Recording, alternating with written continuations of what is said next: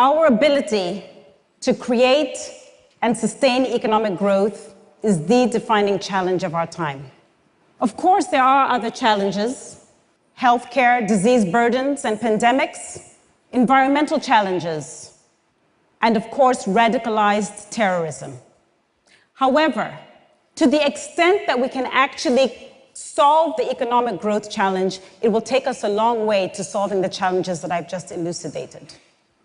More importantly, unless and until we solve economic growth and create a sustainable long-term economic growth, we will be unable to address the seemingly intractable challenges that continue to pervade the globe today, whether it's healthcare, education, or economic development.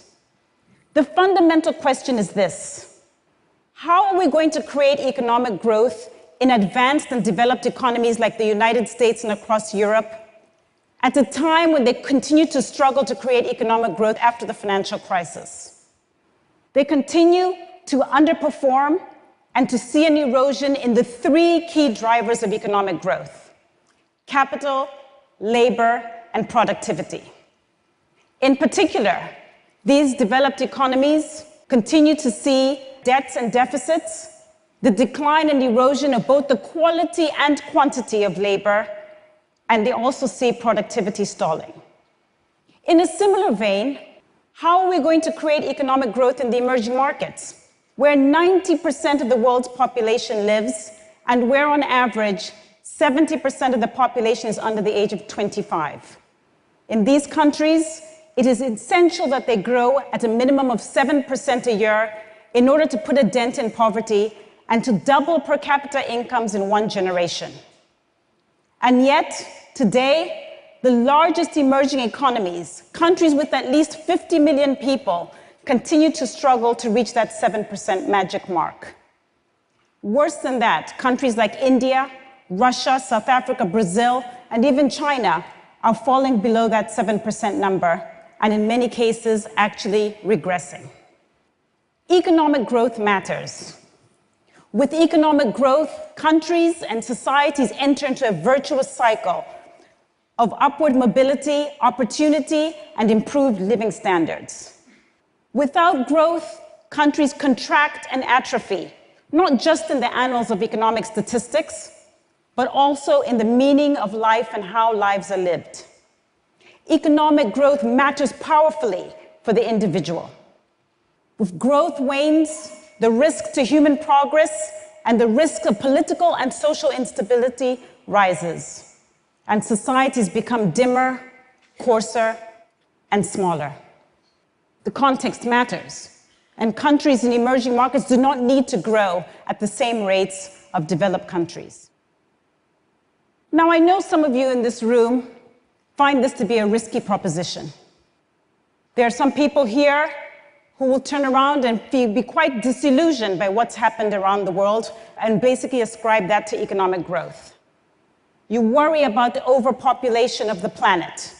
And looking at the UN recent statistics and projections that the world will have 11 billion people on the planet before it plateaus in 2100, you're concerned about what that does to natural resources, arable land, potable water, energy, and minerals. You're also concerned about the degradation of the environment, and you worry about how man, embodied in a corporate globalist, has become greedy and corrupt.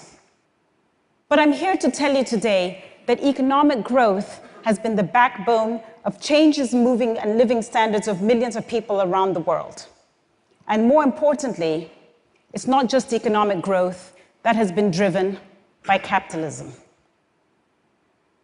The definition of capitalism, very simply put, is that the factors of production, such as trade and industry, capital and labor, are left in the hands of the private sector and not the state.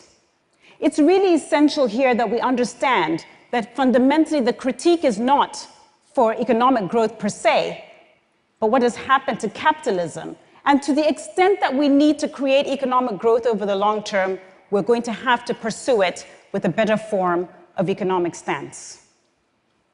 Economic growth needs capitalism, but it needs it to work properly. And as I mentioned a moment ago, the core of the capitalist system has been defined by private actors. And even this, however, is a very simplistic dichotomy. Capitalism good, non-capitalism bad. When in practical experience, capitalism is much more of a spectrum. And we have countries such as China, which have practiced more state capitalism, and we have countries like the United States, which are more market capitalist. Our efforts to critique the capitalist system, however, have tended to focus on countries like China that are in fact not blatantly market capitalism. However, there is a real reason and real concern for us to now focus our attentions on purer forms of capitalism, particularly those embodied by the United States. This is really important because this type of capitalism has increasingly been afforded the critique that it is now fostering corruption, and worse still, it's increasing income inequality. The idea that there are few are benefiting at the expense of the many. The two really critical questions that we need to address is how can we fix capitalism so that it can help create economic growth, but at the same time can help to address social ills. In order to think about that framing, we have to ask ourselves, how does capitalism work today? Very simplistically, capitalism is set on the basis of an individual utility maximizer, a selfish individual who goes after what he or she wants. And only after they have maximized their utility do they then decide it's important to provide support to other social contracts. Of course, in this system, governments do tax and they use part of the revenues to fund social programs, recognizing that government's role is not just regulation, but also to be arbiter of social goods. But nevertheless, this framework, this two-stage framework, is the basis from which we must now start to think about how we can improve the capitalist model. I would argue that there are two sides to this challenge. First of all, we can draw on the right-wing policies to see what could be beneficial for us to think about how we can improve capitalism. In particular, right-leaning policies have tended to focus on things like conditional transfers, where we pay and reward people for doing the things that we actually think can help enhance economic growth. For example, sending children to school, and parents could earn money for that. Or getting their children inoculated or immunized, parents could get paid for doing that. Now, quite apart from the debate on whether or not we should be paying people to do what we think they should do anyway, the fact of the matter is that pay for performance has actually yielded some positive results in places like Mexico, in Brazil, and also in pilot programs in New York. But there are also benefits and significant changes underway on left-leaning policies. Arguments that government should expand its role and responsibility so that it's not so narrowly defined and that government should be much more of an arbiter of the factors of production have become commonplace with the success of China. But also, we've started to have debates about how the role of the private sector should move away from just being a profit motive and really be more engaged in the delivery of social programs. Things like the corporate social responsibility programs, albeit small in scale, are a move in that right direction. Of course, also left-leaning policies have tended to blur the lines between government, NGOs, and private sector. Two very good examples of this are the 19th century, the United States, when the infrastructure rollout was really about public-private partnerships. More recently, of course, the advent of the internet has also proven to the world that public and private can work together for the betterment of society. My fundamental message to you is this: we cannot continue to try and solve the world's economic growth challenges by being dogmatic and being unnecessarily ideological. In order to create sustainable long-term economic growth and solve the challenges and social ills that continue to plague the world today, we're going to have to be more broad-minded about what might work. Ultimately, we have to recognize that ideology is the enemy of growth. Thank you.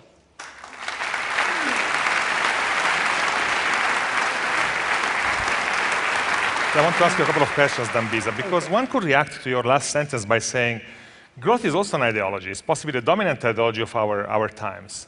What do you say to those who react that way? Well, I think that that's completely legitimate, and I think that we are already having that discussion. There's a lot of work going on around happiness and other metrics being used for measuring people's success and improvements in living standards. And so I think that we should be open to what could deliver improvements in people's living standards and continue to reduce poverty around the world. So you're basically pleading for rehabilitating growth, but the only way for that to happen without compromising the capacity of the earth to take us on a long journey is for economic growth somehow to decouple from the underlying use of resources. Do you see that happening? Well, I think that I'm more optimistic about human ability and ingenuity. I think if we start to constrain ourselves using the finite, scarce, and depleting resources that we know today, we could get quite negative and quite concerned about the way the world is. However, we've seen the Club of Rome, we've seen previous claims that the world would be running out of resources, and it's not to argue that those things are not valid, but I think with ingenuity, we could see desalination, I think we could reinvest in energy so that we can actually get better outcomes. And so in that sense, I'm much more optimistic about what humans can do. The thing that strikes me about your proposals for rehabilitating growth and taking a different direction is that you're kind of suggesting to fix capitalism with more capitalism, with putting a price tag on good behavior as incentive, or developing a bigger role for business in social issues. Is that what you're suggesting? I'm suggesting we have to be open-minded. I think it is absolutely the case that traditional models of economic growth are not working the way we would like them to. And I think it is no accident that today the largest economy in the world, the United States, has democracy, liberal democracy as its core political stance, and it has free market capitalism to the extent that it is free, free market capitalism as its economic stance. The second largest economy is China. It has deprioritized democracy, and it has state capitalism, which is a completely different model. These two countries, completely different political models and completely different economic models, and yet they have the same income inequality number measured as a Gini coefficient. I think those are the debates we should have, because it's not clear at all what model we should be adopting, and I think there needs to be much more discourse and much more humility about what we know and what we don't know. One last question. The COP21 is going on in Paris. If you could send a tweet to all the heads of state and head of delegations there, what would you say? Again, I would be very much about being open-minded. As you're aware, the issues around the environmental concerns have been on the agenda for many times now. It was in Copenhagen, 72 in Stockholm, and we keep revisiting these issues, partly because there is not a fundamental agreement. In fact, there's a schism between what the developed countries believe and want and what emerging market countries want. Emerging market countries need to continue to create economic growth so that we don't have political uncertainty in those countries. Developed countries recognize that they have a real important responsibility, not only just to manage their CO2 emissions and some of the degradation that they're contributing to the world, but also as trendsetters in R&D. And so they have to come to the table as well. But in essence, it cannot be a situation where we start ascribing policies to the emerging markets without developed countries themselves also taking quite a swipe at what they're doing both in demand and supply in developed markets. Dambisa, thank you for coming to TED. Thank you very much. I've enjoyed it. Dambisa Moyol.